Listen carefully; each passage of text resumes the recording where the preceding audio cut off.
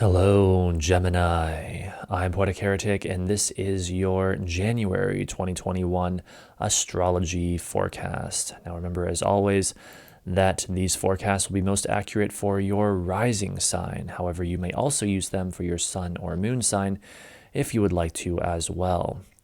I apologize that this is late. My health problems were acting up quite badly around the end of December, and so I was forced to take a break.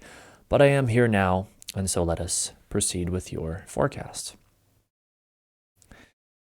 The first major development in January is that after spending more than 6 months in the same sign, Mars finally leaves Aries and enters Taurus, signaling a huge turning point. This occurs on January 6th at 5:27 p.m. Eastern Time. Whatever lesson, experience, or process this represented for you over the past 6 months should now be nearing completion. For you, Gemini, Mars exits your 11th house of groups and enters your 12th house of hidden things. Thus, the increased focus, motivation, anger, or desire in the area of your friends or social group now concludes and transfers instead to how you spend time alone or your enemies. Additionally, as soon as Mars enters Taurus, it becomes square to both Jupiter and Saturn by sign, as well as co-present with unstable Uranus, marking the beginning of a stressful theme that we will see throughout the month and that I will get into more later. Notice in the chart on screen that the Libra moon is already applying to an opposition to Mars when it first enters Taurus. Early the next day, when the moon enters Scorpio at 3:54 a.m., that opposition will be further intensified, and we may see some action that will qualify as the first indicator of this energetic shift in the early hours of January 7th. This action will likely reflect Mars-Uranus themes now that Mars in Taurus is co-present with Uranus. And so we will see themes of fighting for one's freedom, fighting for what is individual or unique or innovative, and or simply some rather explosive developments. Venus is also applying to a trine to Mars at the time of its ingress into Taurus, perfecting less than 3 days later on January 9th at 10:52 a.m. This aspect may be the one saving grace of what is otherwise a very stressful time, showing that out of this stress may come some positive breakthroughs involving love, money, relating to others, and or what feels good. These would manifest most likely any time between the 7th and the 9th. The next event we have is the new moon in Capricorn on January 13th at exactly midnight. To be clear, by midnight on the 13th, I mean the night of the 12th. So at the stroke of midnight, this new moon is exact, and it is quite the interesting one because it is within 1.5 degrees of an exact conjunction with Pluto. This tells us that this new moon will likely be a very intense, deep, and transformative one. However, the new moon is the beginning of a new month-long cycle, so the intensity of this new moon may be commenting more on the events to come in the next few weeks than on the night it goes exact. Nevertheless, an intense mood may pass over many of us on this night. The darkness of it is softened somewhat by the fact that this new moon is in aversion to Saturn, the most negative planet in the chart by sect, and it is co-present with Venus, the most positive planet in the chart by sect. So we have a mix of the deep Plutonian passions with the blessings and harmony of Venus. The new moon taking place in the sign of Capricorn tells us that there is a sense of earthiness, practicality, and big power structures related to these new beginnings. For you, Gemini, the new moon is occurring in your 8th house of transformation, so you can expect new beginnings that are deep and transformative in the area of your partner's money, business, or issues of life and death. It is worth noting that immediately following the new moon, the sun perfectly conjoins Pluto the next day, the 14th, at 9:18 a.m. This is bound to uncover some darkness, as the light of the sun shines into the most hidden and secretive of realms represented by Pluto. Issues that have been buried may surface, disturbing power dynamics may enter awareness. Events that feel big and passionate are more likely to occur. Backing up slightly, we have the third and final Mars-Saturn square, taking place also on January 13th at 6:10 a.m., thus immediately following the new moon. The reason I say third and final is because this square to Mars is part of a longer cycle that originally began technically at the end of June of 2020, when Mars first entered Aries, where it would eventually go retrograde and thus remain for just over 6 months. During the time it spent in Aries and because of the retrograde, it made squares to Saturn twice. But it is not until now, after having finally changed signs from Aries to Taurus, that Mars is making its third and final square to Saturn, a planet that has also since changed signs from Capricorn to Aquarius. It is true that during this time, Mars made additional squares to Jupiter and Pluto, but the square to Saturn is the most relevant for this month. The first time that Mars squared Saturn was in August, and the second time was in late September.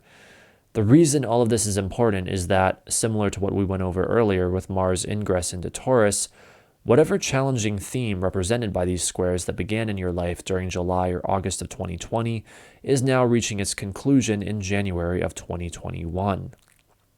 The situation has likely already shifted in some way, represented by Mars having entered Taurus on the 6th, but it still has one final act before it reaches completion. This final act consists of a stressful situation taking place in the area of how you spend time alone or your enemies, and or your beliefs, spirituality, ideals, or what is foreign to you that involves focused action, anger, motivation, or desire, as well as authority, obstacles, limitation, or reality that pushes you into new areas of activity. These new areas, as well as the areas that will likely be affected by this development, include your friends or social group, your work, health, schedule, or day-to-day activities, your partner's money, business, or issues of life and death, and or your beliefs, spirituality, ideals, or what is foreign to you. Generally, Mars square Saturn is a very powerful indicator, especially when Mars is within a few degrees of a perfect conjunction with Uranus, as we have here, of the fight for freedom from restraint. Mars wants to push forward, and Saturn wants to hold back. With Uranus nearby, Mars wants to fight for Uranian things like rebellion, revolution, what is unique and innovative, and what is shocking and unexpected. Mars joining forces with Uranus is highly impulsive, while Saturn is the exact opposite. So with this aspect, we see the struggle between these very different forces. During this time, we also have Venus trine Uranus perfecting the same day at 7:26 p.m., helping to facilitate breakthroughs involving what we like and enjoy and or how we relate to others, as well as what is different, unique, rebellious, shocking, or innovative. Overall, it may very well be that the stress and tension signified by the squares from Mars and Uranus in Taurus to Saturn, Jupiter, and Mercury in Aquarius is given an outlet or release in the trine from Venus in Capricorn to Mars and Uranus in Taurus. Moving forward to January 17th, we have expansive Jupiter forming a stressful square to rebellious Uranus at 5:46 p.m. Again, we have a stressful situation that develops in the area of how you spend time alone or your enemies and or your beliefs, spirituality, ideals, or what is foreign to you that pushes you into new areas of activity and that involves growth or expansion, as well as freedom, rebellion, shocking or unexpected change, or what is unique or innovative. Your major relationships, your career or public image, and or your beliefs, spirituality, ideals, or what is foreign to you are all areas that can be affected by this dynamic aspect. Generally, a Jupiter-Uranus square often brings situations where we are challenged to grow in new or unique ways. And this may even be quite exciting, but this growth or expansion into the new also brings a significant amount of stress with it. While this exact aspect is a one-time event for now, Jupiter will still be square Uranus by sign for most of this year, so some of the effects that I have just described may be ongoing throughout 2021. The fact that Mars at 5 degrees of Taurus is so closely caught up with the perfecting of this aspect here in January further indicates the unstable nature of this development, which brings us to our next point of interest. On January 20th at 3:37 p.m., we have the Mars-Uranus conjunction in Taurus. This manifests as a fusion of Mars and Uranus energy, resulting in an event taking place in the area of how you spend time alone or your enemies, involving action, motivation, anger, or desire, as well as freedom, rebellion, sudden change, or what is unique or innovative, and that ends up affecting your friends or social group, your work, health schedule, or day-to-day activities, and or your beliefs, spirituality, ideals, or what is foreign to you. It is interesting and very significant to note, as you can see in the chart on screen, the moon's co-presence with Mars and Uranus this same day. This strongly activates the Mars-Uranus conjunction and essentially serves as further confirmation that the main events of the Mars-Uranus conjunction will in fact take place on the same day as the conjunction, especially later that night as the moon passes over it. The moon will do this and be exactly halfway between them at 3:50 a.m. the next morning, the 21st. Look for intense events at any point within a few hours of this time. As I alluded to earlier, when Mars and Uranus get together, the best description for the mixture of these two energies is fighting for freedom, with Mars being the fighter and Uranus being the freedom. The fact that the moon, Mars, and Uranus in Taurus are all square to the Sun, Saturn, Jupiter, and Mercury in Aquarius is an incredibly powerful indicator that as this part of January approaches, the dynamic tension in all of our lives is going to be extremely palpable. This will either be exciting, terrifying, or both, depending on how it hits each individual's chart specifically. The final event this month that we have to look at is the full moon in Leo on January 28th at 2:16 p.m. The full moon is where things come to a head, and this one takes place in your third house of communication. So expect things to come to a head at this time in the area of communication, short distance travel, study, siblings, or what is familiar to you. As students of astrology know, a full moon is a sun-moon opposition, and in this full moon we have the sun part of it conjunct Jupiter within 1/5 of a degree, an extremely close conjunction indeed. This means that Jupiter, things like expansion, growth, beliefs, knowledge, and ideals are very much connected to this full moon. However, notice also that the full moon is square both Mars and Uranus, which are still not too far from each other. This will without a doubt stir up the Mars-Uranus conjunction themes that we just went over a couple minutes ago. As if all that wasn't already enough, we also have a near exact Venus-Pluto conjunction at this time, indicating extreme passions and deep intensity in relating to others. Fighting for freedom from restraint with the squares to Mars and Uranus, and doing so in a very bold and loud way with the moon in Leo, having our beliefs and ideals supporting this fight with Jupiter conjunct the Sun, and doing all of this in a very deep and passionate way with Venus conjunct Pluto is a very likely manifestation of this full moon. Obviously, this will vary to some extent from person to person, but that is the general energy for all of humanity at this time. Overall, January is a very dynamic month. There is a heavy Aquarius emphasis, which we will continue to see into February, but already we are powerfully breaking into new territory.